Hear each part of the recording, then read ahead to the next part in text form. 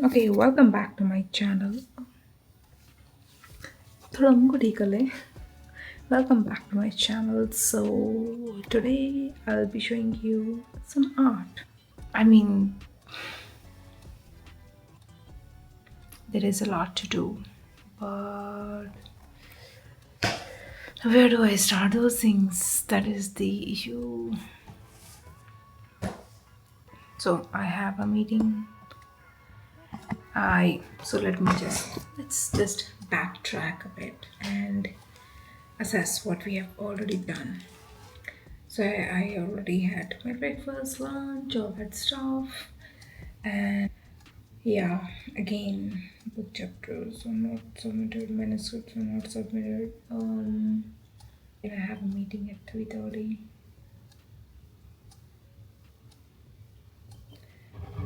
and it's summer. I am not feeling myself. Let's just say that and put it to rest. Oh, I'll have fish. So let me just share with you some of my thoughts. After PhD, there are some things that stays with you. I mean, not like stay with you, but that anxious feeling because for over a decade, like granted you're preparing for PhD for various entrance exams and then like you're finally selected, hey, and then you have what I can say. You have then another milestone like, okay, wow, now I'm applying to various colleges. You apply to those colleges, and then all of a sudden things um, start to, come together, right? And then you feel like, oh, I have achieved everything. I wanted. Now I have scholarship. Um, I have my basic needs met. Some of you guys, or when I was doing my PhD, some of them were already working, and for them, the PhD was part time. But for me, it was a full time thing. Let me just tell you one more thing. I had already cleared one PSU exam. Fortunately, I forgot the password, or it was Yahoo, Ymail, and some other things. That's beside the point because I never wanted to go to corporate, right? I wanted to give myself. My understanding of doing PhD was, oh, I'll be giving myself time. I'll be in a formal setting where I have to write, right?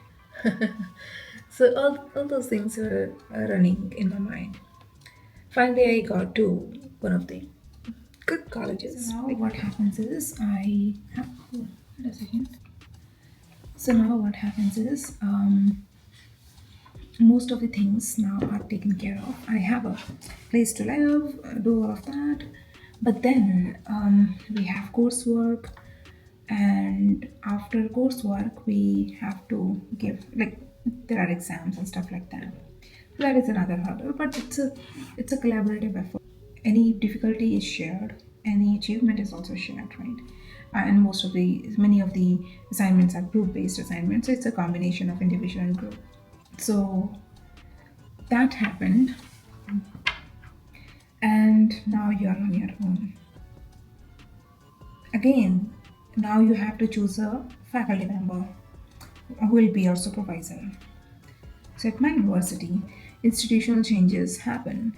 People tend to leave, and they tend to leave like in big numbers, right? So earlier you have seen like, oh, nobody left the institute for or university now for say 5 6 years, and now all of a sudden people are leaving. They are either moving like to a different city, state, and all of a sudden you are at like, oh, you are approaching people, but like now I am a faculty member, and I know I won't be sharing that information with the students, right? Oh, okay, I'm leaving.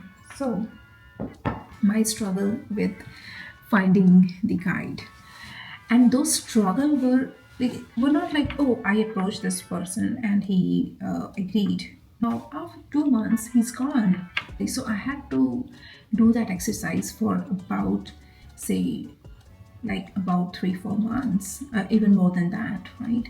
Many of my friends, some of them had their guides from the very get go, right, from the day one, and the first person they approached agreed to guide them, right? But it's not working for me. And then there were also people who had even more weird like instances, right? So not saying that there is anything good or bad in it, but it's just that it's in nature, right?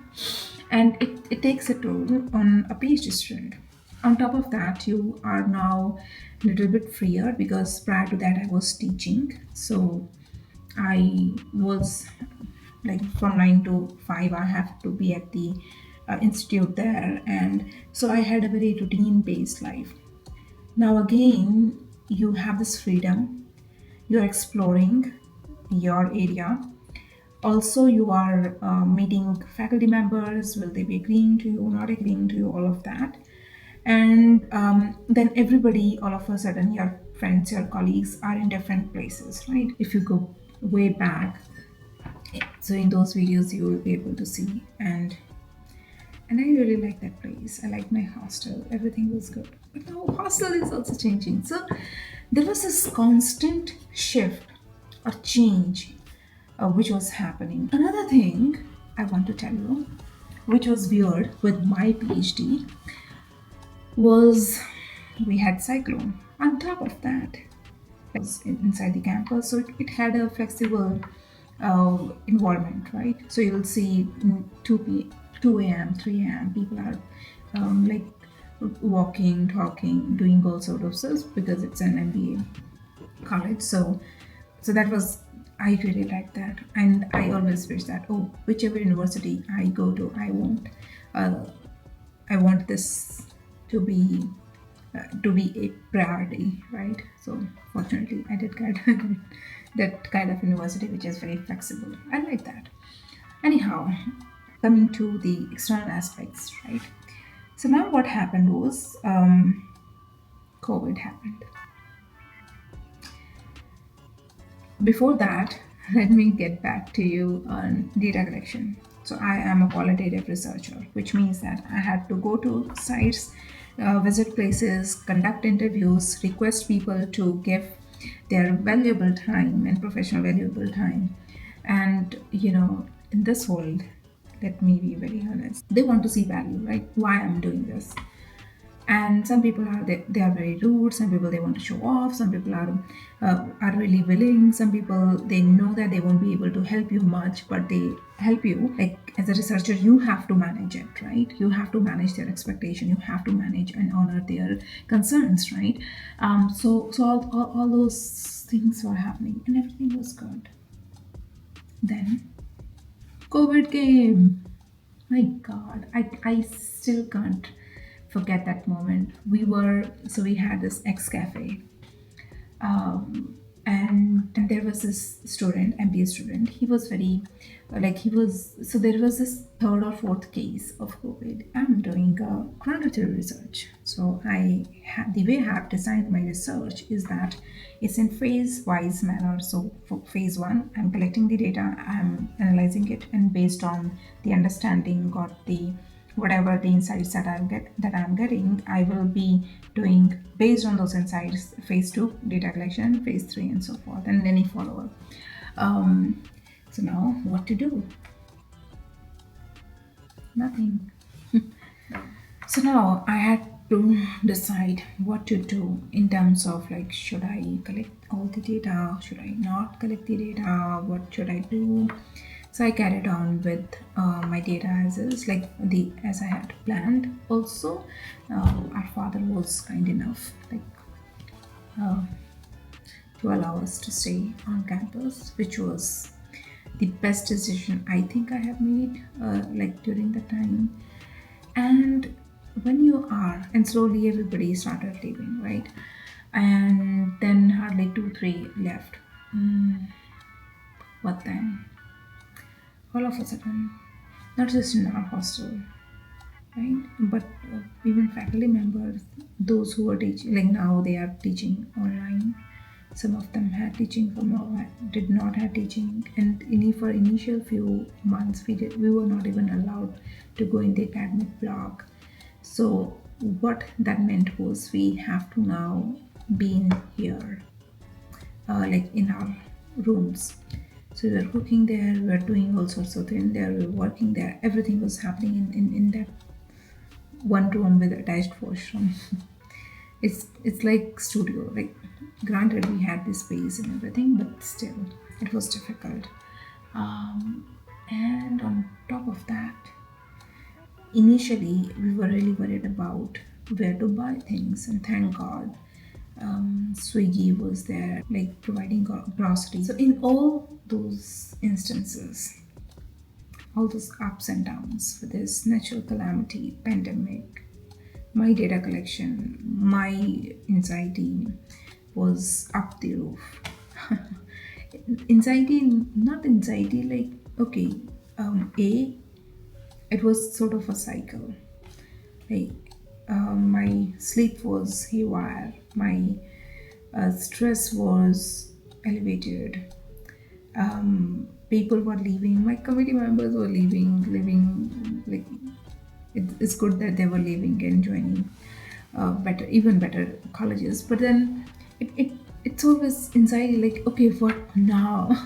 Like, why I cannot have 3-4 months of, you know, no problem with this. So yeah, so all all I want to say is, like, the downside of PhD is that you carry those emotions, and it's very difficult to get rid of them even over time, because your mind is now thinking along those lines, right? Okay. And when you have everything good, again your mind is like, what if? And that is the problem, and that is not a good place to be in. So I would suggest that whatever it takes, make sure that you are done with your PhD. And once you're done, you're like, and consider it as a job. Don't, like, but then I also like there's a lifestyle. Like, what, however you want to put it, but make sure you have time for yourself. Guilty free time for yourself.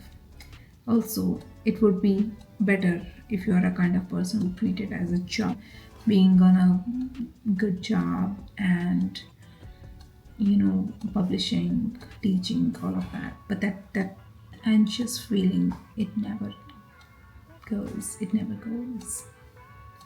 So that is it.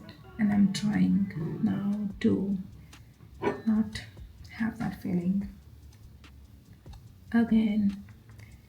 But sometimes it's difficult. If you are doing and going out of the way, your faculty would not be sharing with you, like, oh, I think you are going overboard, because they themselves, like, sometimes they don't know how you operate. So, and also, it's for them, it's an extra work, it's a thankless work for them. Other than maybe publication, you'll add their name, or maybe in the appraisal they will be able to write, oh, I like, these are my PhD scholars and whatnot. But other than that, what are they getting, right? So don't put everything on your faculty member, on your supervisor, but also, like, be honest and say it out loud. If you are feeling uncomfortable, if you are feeling like you are struck, maybe then they'll be able to help you out, right? And with me, my challenge was, or maybe they'll guide you to somebody else. With me, the challenge was, I always used to think, oh, let me just try. And this is the problem. When you think that, oh, let me just try it myself first, one time, once, twice. Don't, if you are feeling struck, if you're not understanding, please take help. Be shameless in taking help or asking for it. Say, don't commit, don't overcommit. Sometimes we tend to say, oh, I'll be able to share with you by this time. So it's important to be very mindful of for all these insights. I don't know, I'm rambling here. Maybe one day I'll make a very nice video of it and possibly then it will be much helpful. But yeah, all of a sudden I was thinking along these lines and I wanted to share that with you. Okay, now I have to prepare write mails to my students for tomorrow's class, also for the deadline for their assignment submission, meeting, all that stuff. Okay, see you all.